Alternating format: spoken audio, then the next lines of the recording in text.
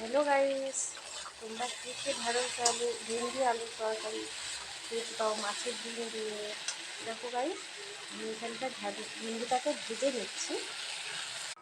কড়াইতে আবার তেল দিয়েছি, দিয়ে দিয়ে ফোড়ন দিয়ে পেঁয়াজ টমেটো দিয়ে আমি দিয়ে দিচ্ছি আলু।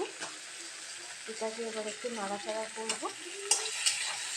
নাড়াচাড়া করে এটা ছোট্ট একটা সংসার